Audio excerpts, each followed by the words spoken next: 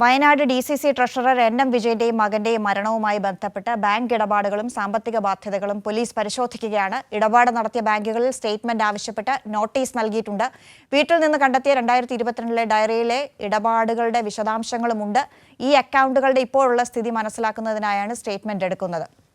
ഈ കഴിഞ്ഞ ദിവസങ്ങളിലൊക്കെ കഴിഞ്ഞ ഏതാണ്ട് ഒരു 2 ആഴ്ചക്കിടയിൽ വലിയ വിവാദമായ ചർച്ചയായ കോൺഗ്രസിനെ വലിയ പ്രതിരോധത്തിലാക്കിയ ഒരു വാർത്തയാണ് DCC ട്രഷററുടെയും മകന്റെയും ആത്മഹത്യ വയനാട്.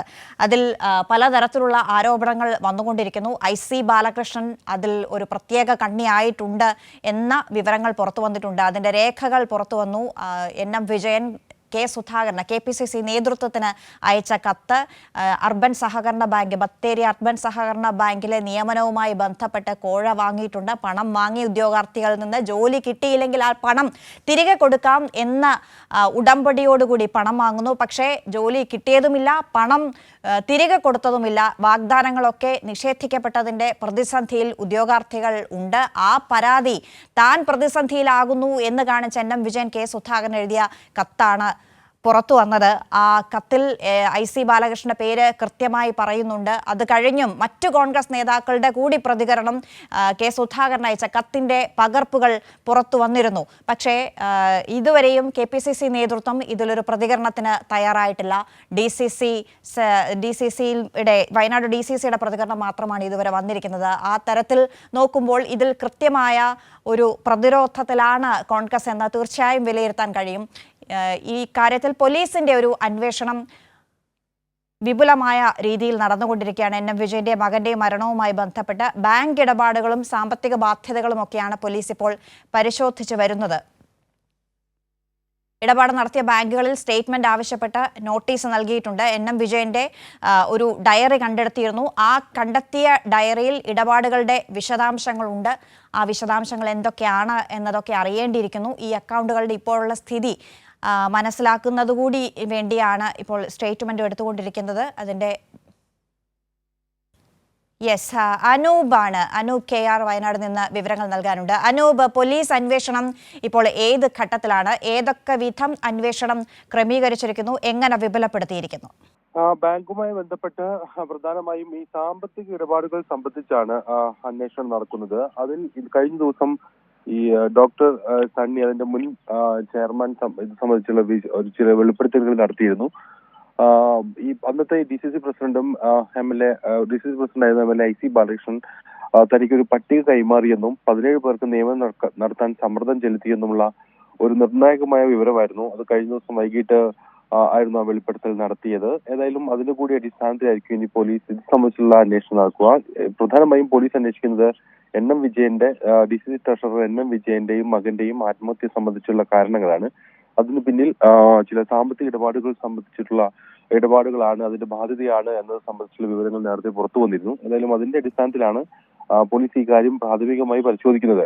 അതിന്റെ ആത്മഹത്യ അതുമായി ബന്ധപ്പെട്ട് സാമ്പത്തിക ഇടപാടുകൾക്ക് അർബൻ ബാങ്കിലെ നിയമന ഇടപാടുമായി ബന്ധമുണ്ടോ എന്നുള്ള കാര്യമാണ് പോലീസ് പ്രാഥമികമായും പരിശോധിക്കുന്നത്. അതിന് സൂചന നൽകുന്ന തെളിവുകളും വെളിപ്പെടുത്തലുകളുമാണ് കഴിഞ്ഞ ദിവസങ്ങളിൽ നടന്നത്. വലിയ തുക സഹകരണ ബാങ്ക് നിയമനവുമായി ബന്ധപ്പെട്ട് IC ബാലകൃഷ്ണൻ ഉൾപ്പെടെയുള്ള DCC നേതൃത്വം നൽകിയെന്ന് ഉദ്യോഗാർത്ഥികളുടെ രക്ഷിതാക്കൾ ഉൾപ്പെടെ പറഞ്ഞിരുന്നു. ഏതായാലും അതുമായി ബന്ധപ്പെട്ടുള്ള ഒരു ബാധ്യത NM വിജയന് മേലാണ് വന്ന് പതിച്ചത്. അദ്ദേഹത്തിന് ആണ് ഈ ബാധ്യത വന്നത്. അതിന്റെ പ്രധാന കാരണം ഈ നേതാക്കൾ പിന്നീട് ഈ പണം തിരികെ നൽകാൻ, ജോലി ലഭിക്കാത്ത സാഹചര്യത്തിൽ തിരികെ നൽകാൻ തയ്യാറായില്ല.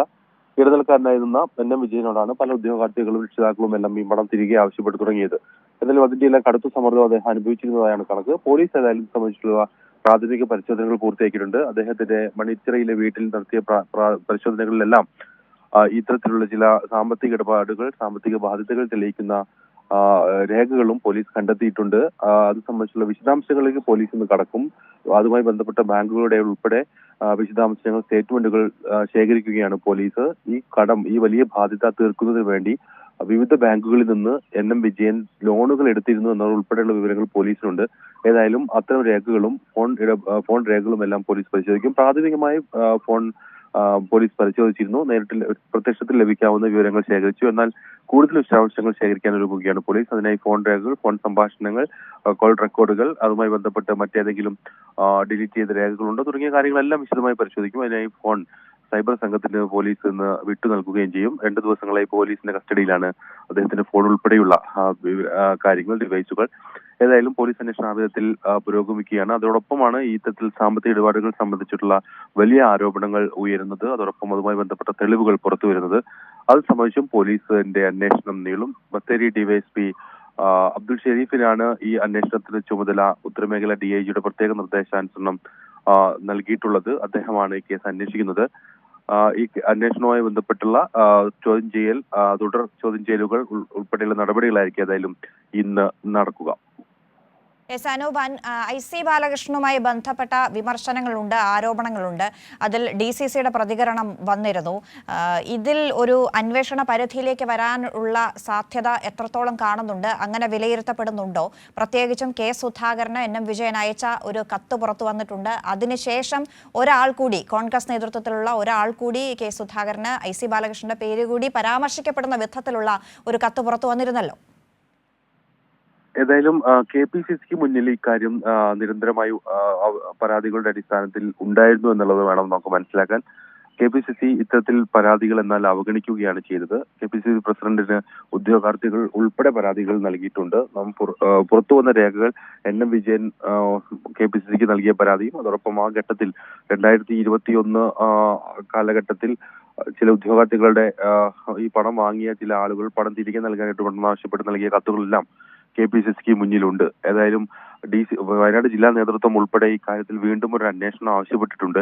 അതുമായി ബന്ധപ്പെട്ട് ചിലർ നേതൃത്വത്തെ സമീപിച്ചിട്ടുമുണ്ട് എന്നും അറിയുന്നു. ഏതായാലും സംഘടനാപരമായ ഒരു അന്വേഷണം കോൺഗ്രസിനുള്ളിൽ നിന്ന് ഉയരുകയും അത് ഏതായാലും ആ വിധത്തിൽ നടപടികൾ വരാനും സാധ്യതയുണ്ട്. എന്നാൽ ഇത് നേരത്തെ തന്നെ KPCC അന്വേഷിച്ച് ഒരു ഇത്തരത്തിലുള്ള പരാതി ഉയർന്ന അല്ലെങ്കിൽ ആരോപണം വരുന്ന ആളുകളെ സംരക്ഷിച്ച് അവസാനിപ്പിച്ച ഒരു സംഭവമാണ്. ഏതായാലും NM വിജയന്റെ മരണത്തോടുകൂടി അതെല്ലാം വീണ്ടും ചർച്ചയാവുകയും വിവാദമാവുകയുമാണ്. അനൂപ് KR ആണ് വയനാട് നിന്ന് വിവരങ്ങൾ നൽകിയത്. പോലീസ് എന്തായാലും അന്വേഷണം വിപുലപ്പെടുത്തിയിട്ടുണ്ട്. സാമ്പത്തിക ഇടപാടുകളുമായി ബന്ധപ്പെട്ട് ഈ ആത്മഹത്യയ്ക്ക് മുമ്പ് വലിയ പ്രതിസന്ധി NM വിജയം നേരിട്ടു എന്നാണ്. ഈ കടബാധ്യതകൾ തീർക്കുന്നതിന് വേണ്ടി സ്വന്തം പേരിൽ ലോൺ എടുക്കാനുള്ള ശ്രമങ്ങൾ നടത്തിയിട്ടുണ്ട് എന്ന മനസ്സിലാക്കലുകൾ പുറത്തു വരുന്നുണ്ട്. അപ്പോൾ ആ അക്കൗണ്ട് സ്റ്റേറ്റ്മെന്റുകൾ ഒക്കെ എടുത്ത് പരിശോധിക്കേണ്ടതുണ്ട്. അത് പോലീസ് ആ ഘട്ടത്തിലേക്ക് കടന്നിരിക്കുകയാണ്. അനൂപ് KR ആണ് വയനാട് നിന്ന് വിവരങ്ങൾ നൽകിയത്.